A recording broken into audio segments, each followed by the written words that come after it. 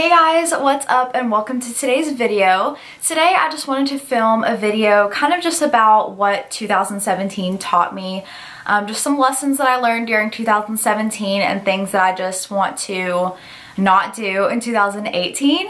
So let's just get started with number one. First thing that I put on this list, I've been making this list literally all day, but the first thing that I put on this list was do not continue to do something that doesn't benefit you in any way. For me personally, it had to do with a certain job that I had.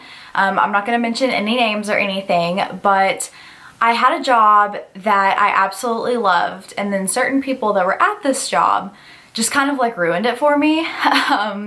So basically, if you're not happy where you're at, no matter what the pay is, I think you should do something that you love and everything. And now I'm in a job that I absolutely love. I wouldn't want to be anywhere else. So I'm so happy about that.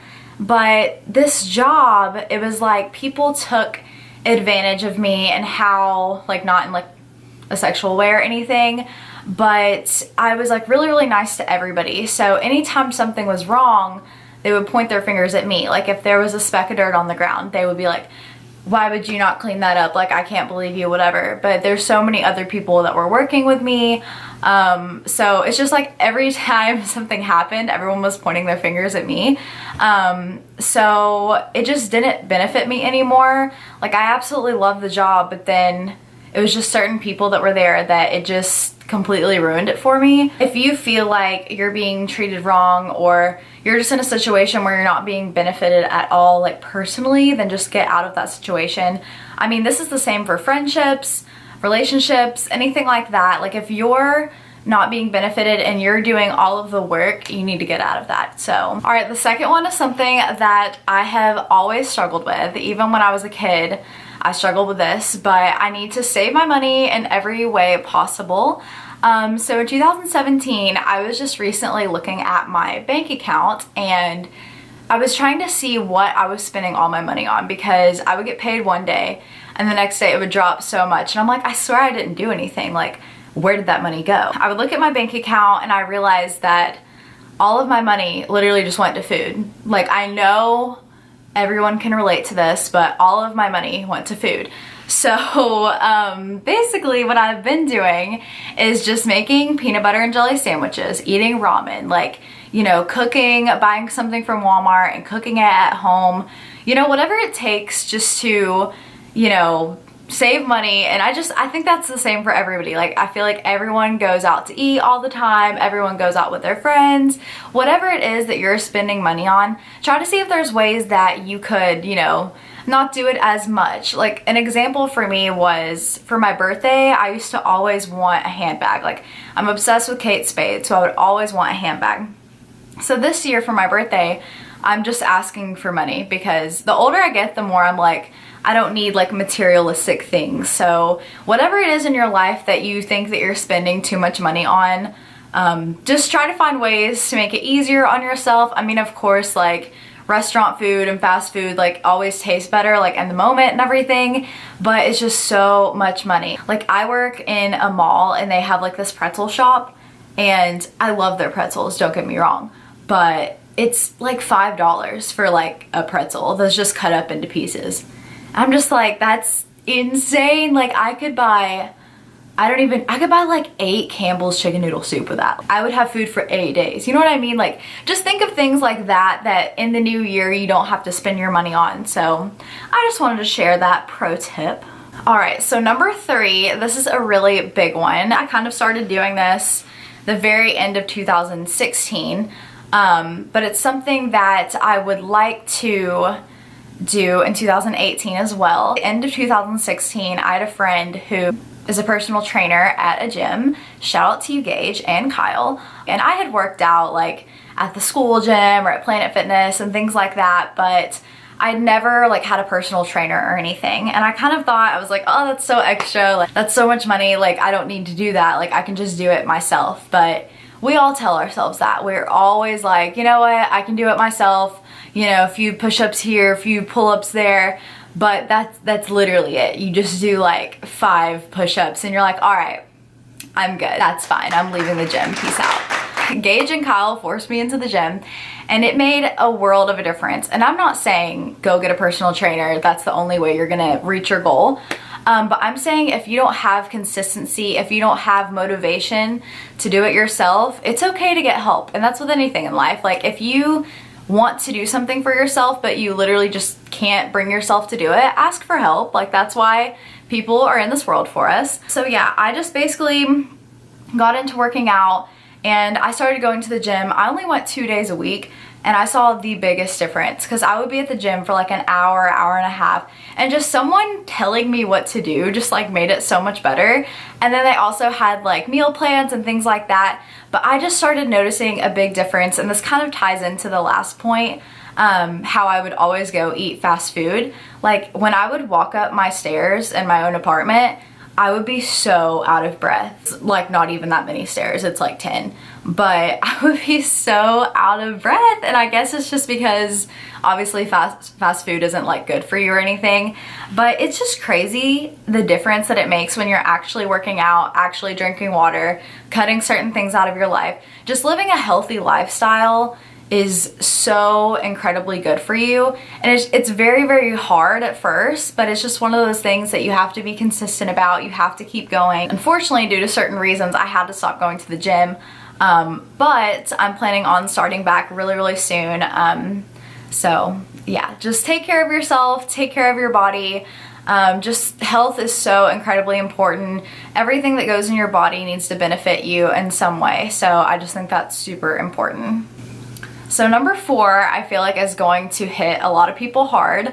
But something I learned in 2017 is that friends fade, relationships fade, and that's okay. It's a part of life. It's okay if you and your friends are at different points in your life, as long as you guys have a steady relationship. So this kind of, I'm not pointing any fingers at any of my specific friends or anything, but I've just noticed a lot this past year that I'm at a different point in my life than a lot of my friends are. I'm in college, I'm about to be done with college, but a lot of my friends are still wanting to like party and go out, or you know, maybe they're like in a relationship and you know, they're just kind of like acting different. But just because I'm not doing the same things that those people are doing, that doesn't mean like you don't have to be friends with them anymore. In my life, I never really had like a party stage. I never had like an alcoholic phase or anything. It's like I completely went from high school to like adult. Like I never like had this like party phase. Like I think I've only been to a few parties. I can count them on my fingers how many parties I've been to. And I've been drunk once in my life. So and that's fine. I'm not saying like drinking or anything is bad, because it's not. But basically, if you're at a different point in your life than your friends are, that's fine. But a lot of people take it as, oh, this person's changing. Oh, like we're not friends anymore. Like they're being mean. They're putting other things before me, blah, blah, blah. So I just wanted to point out that it's completely fine if things fade, but you get to decide if you want to continue that friendship, if you want to just accept that they're at a different point, maybe help them out. For me personally, I am in a relationship right now. I've been in a relationship for almost 2 years, and I'm like ready for the next step. We've talked about the next step and everything, and that's fine with me. But you know, some people in my life, they're, you know, not ready for that, and that's completely fine. Like I still love my friends so much no matter what point of their life they're in, but I think it's important to accept your friends for what they're doing. Like just even if they're not doing the same things that you're doing in your life, that's fine. Like I just wanted to say it is okay if you're like not doing the same exact things as your friend, and that's important. Like everybody's different. Number 5, I put that it's so important to spend more time with family. I understand there's some people that, you know, don't get along with their family, and sometimes people's situations are different than mine. But all throughout college, I was just so busy with school and work and everything, and I just kind of like not neglected my family, but like they have done so much for me. I just don't know why I haven't spent more time with them. And I think kind of being with my boyfriend taught me how much like family time is so important, because he makes an effort to see his family every single week. He takes me with him. We always spend time with them. But just seeing how he was with his family and how he put in effort to see them all the time. Like, that just made me want to do that with my own family too. Family is everything. They're the people that aren't gonna leave you when your friends might leave you and things like that. So I just wanted to include that. Number 6 is pretty like cliche, but it's very important, and I've always kind of lived by this quote. But everything happens for a reason, good or bad. So in 2017, I have a dog named Coda, and he is not even 2 years old yet. But I came home from work one day, and he was just like, right when I opened the door, I just smelled the smell, and I know that's gross, but I smelled something and I knew something wasn't right. So I came upstairs, and he was just passed out like in his kennel with throw up and poop and whatever all in his kennel. And he's not like that. Like, he's completely potty trained, never has accidents or anything. Like, he's so well behaved. But you know, I just knew something was wrong. So part of me was like, you know, maybe it's just the stomach bug. Like, maybe it's not anything serious. So I let him out of his kennel. I tried to take him outside, and he just laid on his stomach. Like, he just didn't want to move. And then I finally called my boyfriend, and I was like, hey, like, you have to leave work. I think I'm gonna take Coda to the hospital. I take him to the hospital, and I was like really nervous. Part of me was like, you know, it's probably not that serious. Like, it's fine. Like, I didn't have to take him here. But the nurse or the vet or whatever came back into the room, looked me in the face, and was like, I don't think he's gonna make it through the night.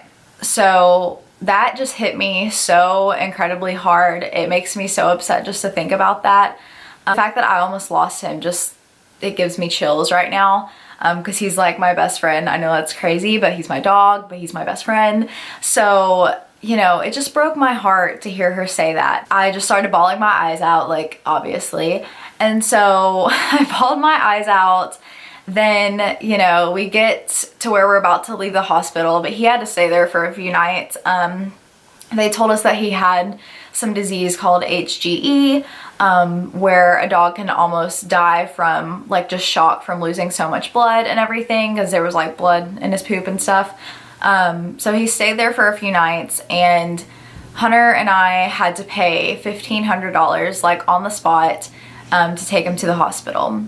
And I'm saying this whole story because, you know, of course that's a terrible story, and I might even ask God, why would he put me through that? Like, why would he do that, knowing that I'm a young college student, like, I don't have any money? Why would he put me in that position? And I definitely think that it was just a test, because if me and Hunter do get married, we're gonna have to deal with things like that. We're gonna have kids someday where they might get sick. We might have to take them to the hospital. You know, we're gonna have situations where if we have a house and like a tree falls on our house, we're gonna have to pay some big amount. So I definitely think that God was just testing us to see how we would handle the situation and everything, and just to see how we were there for each other, how we reacted to everything. I think it's so important that before you make an extreme life decision, that you need to go through everything together.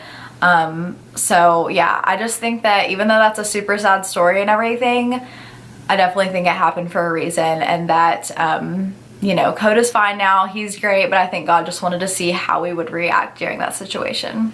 The last thing, number 7, and this is kind of like a hint to how me and Hunter met, but we started dating in 2016.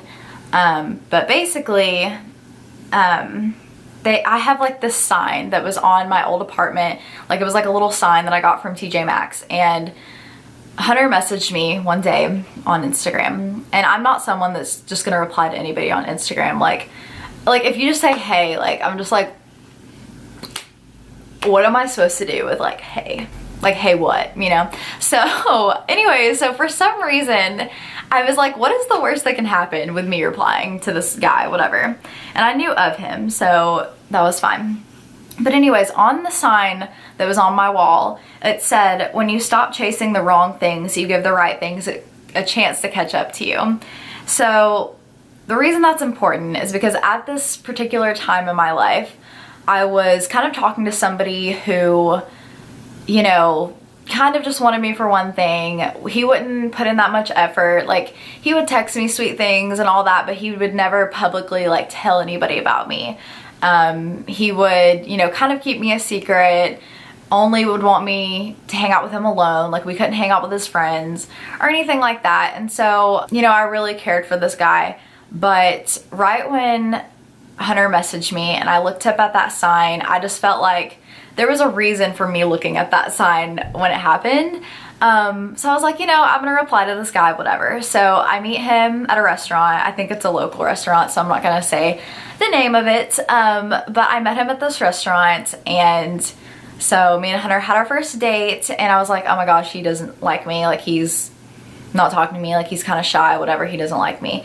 And then the next day he texts me and he's like, let's go somewhere nicer. Like, let's go to, I don't know if that's local, I'm not gonna say the restaurant names, but anyways, we went somewhere nicer the next day. And then the next day after that was my birthday. And then he like got me a present, like made me a cake, like all this stuff, was just putting in so much effort. And just to see some, like, the difference in the two people and how there's one person that's literally just kind of taking advantage of me, and then there's someone who genuinely wants to see me smile, genuinely wants to hang out with me, you know, trying so hard when he just met me, you know. There's just a difference in that. So I think that, I mean, when you stop chasing the wrong thing, the right thing catches up to you. Like, that could be with anything, you know. Like, a lot of these points that I'm making, you could relate to your life in whatever way. And that's the reason I kind of wanted to make this video. Just because I know there's people out there that need advice about certain things, and I hope that you take these points into consideration, and I hope that you kind of apply them to your own life, and I hope that there was some tips that you enjoyed and that you will apply to your new year in 2018. But I really hope that you enjoyed this video. If you did, please give it a thumbs up and subscribe. Please comment down below any video ideas that you have for next time. But yeah, I hope you enjoyed this video, and cheers to 2018. Bye!